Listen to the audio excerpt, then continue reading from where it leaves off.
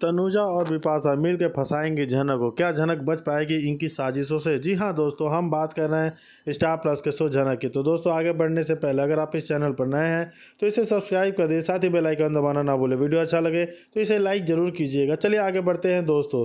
जैसे कि झनक सीरियल में अभी तक आपने यह देखा कि बिपाशा खुद को बचाने के लिए सुबह को और तनुजा के पास जाती है, जहाँ पर उन लोगों से बोलती है कि आप लोगों को झनक से प्रॉब्लम है, मैं झनक को इस घर से हमेशा के लिए दूर कर दूंगी। मेरे पास एक अच्छा सा सॉल्यूशन है। अर्शी बोलती है, इतने दिनों से मैं कुछ नहीं कर पाई तो आप क्या करेंगे? सुबह बोलता है, अगर तुमने ऐसा किया तो मैं तुम्हारी और लाल की शादी तोड़ने से बचा दूंगा, तुम इस घर से नहीं जाने दूंगा। बिपाशा सारी योजना बताती है और बोलती है, जैसे ही झनक को बेल मिलेगी मैं उसे आदमी के साथ भेज दूंगी और वह आदमी झनक को ले जाएगा और वहीं काम कराएगा। अब दूसरी तरफ झनक को फिर से कोर्ट में लाया जाता है। आज कोर्ट का दूसरा दिन होता है। झनक जा ही रही होती है, क्या अनिरुद्ध उसे रोक कर बोलता है, झनक मैं तुम्हें कुछ भी नहीं होने दूंगा, मैं तुम्हें बचा लूंगा। अब कोर्ट की कार्रवाई शुरू होती है। यहाँ प्यारी सा वकील एक नकली औरत को लेकर आता है और उसे गवाही दिलाता है कि इस औरत को झनक रैना ने बोला था कि वह बच्चा देगी। यही औरत को अर्शी का बच्चा झनक ने दिया था। अनिरुद्ध बोलता है, जज साहब यह झूठ बोल रही है, ऐसा कुछ भी नहीं है। झनक जो जानता है, झनक ऐसा कुछ भी नहीं कर सकती है। जैसे आप बोलते हैं, आपके बीच में बोलने की किसने बोला? अगर आप दोबारा बोलते हैं तो आपको कोर्ट से बाहर निकाल दिया जाएगा। झनक बोलती है, जज साहब मैं अपनी बात खुद रखना चाहती हूँ। और जी हाँ दोस्तों, झनक यहाँ पे जज साहब से बोलती है कि मैं जो भी चीज़ होगा मैं खुद बताऊंगी, कैसे क्या हुआ, मैं अपना केस स्वयं लड़ूंगी। जो यहाँ पे अनिरुद्ध बहुत परेशान हो जाता है कि आखिर झनक ऐसे कैसे कर सकती है और वह खुद अपना केस कैसे लड़ेगी, और वकील को भी आने से मना कर देती है कि झनक चाहती है कि वह अपना केस स्वयं लड़े।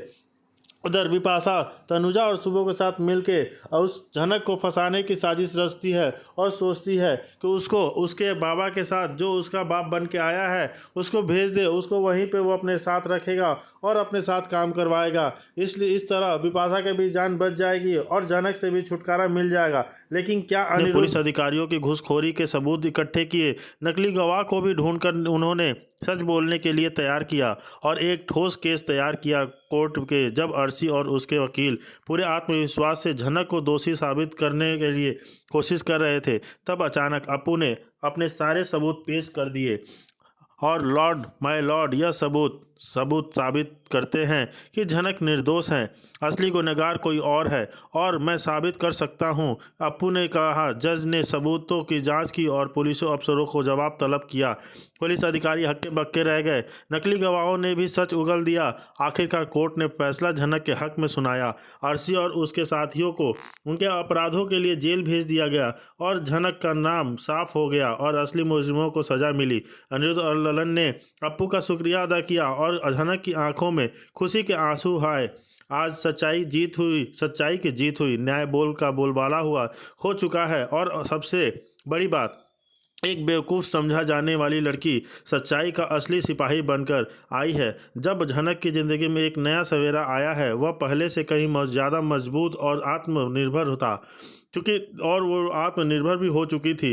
इस घटना ने उसे और उसके दोस्तों के यह सिखाया कि सच्चाई को जितना भी दबाने की कोशिश की जाए, वह एक न एक दिन सामने आ ही जाती है। झनक का फैसला होने वाला था। कोर्ट ने हर तरफ सिर्फ एक ही आवाज़ थी, झनक दोषी है। अनिरुद्ध के बाबा सुबह और एक बड़े वकील ने मिलकर अर्शी से रिश्वत ले ली थी, जिन्होंने हर सबूत झनक के खिलाफ पेश कर दिए थे ताकि उसने बिना वजह सजा हो सके। अनिरुद्ध चाहता था कि झनक को बचा ले, लेकिन उसके पास कोई तरीका नहीं था। झनक की आंखों में आंसू थे, पर उसकी हिम्मत अब भी टूट नहीं रही थी। कोर्ट में जज ने फैसला सुनाने की तैयारी कर ली थी।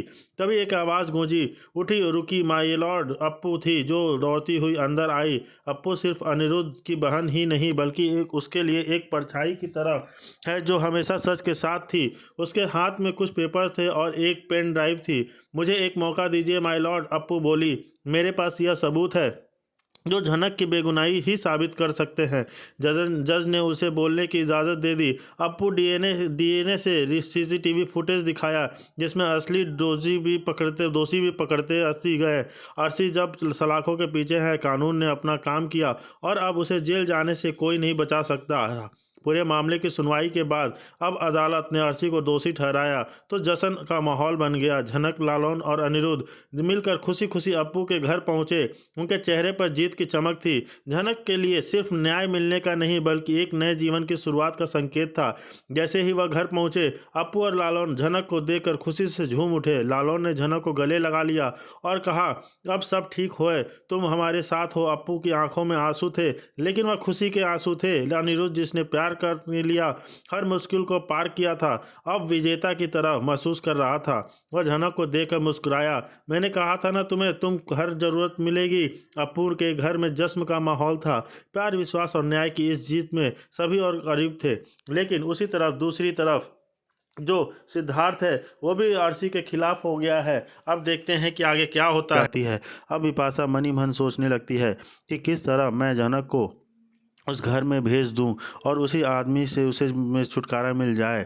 जब झनक को एक वकील चाहिए थी, उसके तरफ से लड़ने के लिए झनक वकील के लिए मना कर देती है और बोलती है कि मैं खुद गवाही दूंगी, मुझे वकील की ज़रूरत नहीं है। अभी अर्शी की भी कोर्ट में जाती है और वह अनिरुद्ध को समझाती है कि तुम झनक का साथ मत दो। अनिरुद्ध बोलता है, आज मैं किसी तरह झनक को बचाऊंगा और तुम देखना, आज सच्चाई की जीत होगी।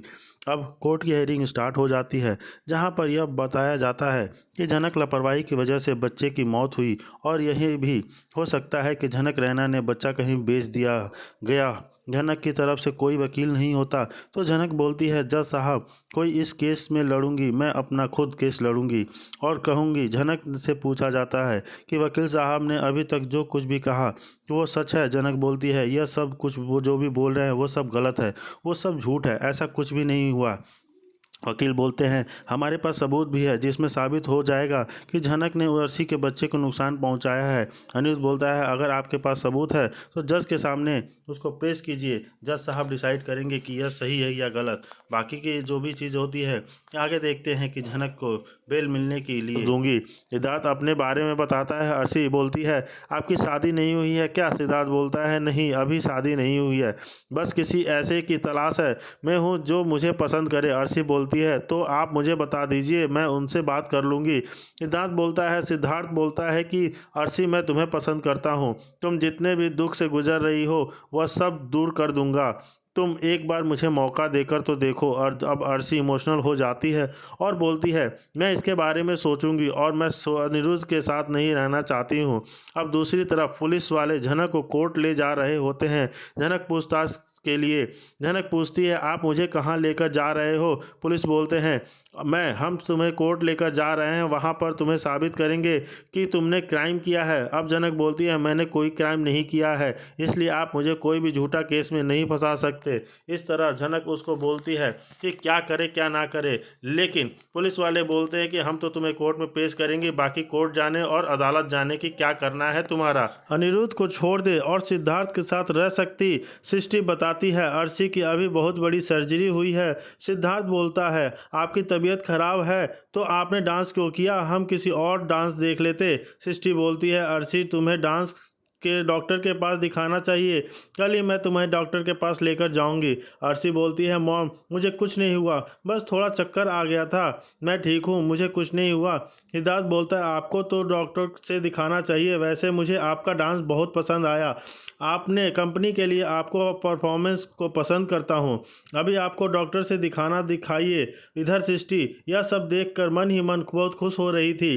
वह सोच रही थी, सिद्धार्थ बहुत अच्छा है, अर्शी से अगर वो शादी कर ले तो अर्शी की लाइफ भी सेटल हो जाए, एक अच्छी ज़िंदगी जीने लगे। अर्शी की ज़िंदगी में जो प्रॉब्लम है वो सारे ख़त्म हो जाए। अनिरुद्ध जो है वो झनक के पीछे ही भागता रहता है, क्या वह अर्शी के साथ देगा, नहीं देगा। इसलिए सृष्टि मुखर्जी चाहती है कि वह अर्शी सिद्धार्थ के साथ शादी कर ले और अपनी लाइफ सेटल कर ले, इससे उसकी लाइफ भी अच्छी हो जाएगी और वो अनिरुद्ध के से भी दूर हो जाएगी, क्योंकि अनिरुद्ध उसे वो खुशी नहीं दे पा रहा है जो उसे देना चाहिए, वह झनक के ही पीछे पीछे भागे जा रहा है। ये सब सोच के सृष्टि सृष्टि मुखर्जी अपने मन में ही एक ख्याल बनाती है कि अर्शी की शादी सृष्टि से करा दी जाए, मुखर्जी से और सिद्धांत से करा दी जाए।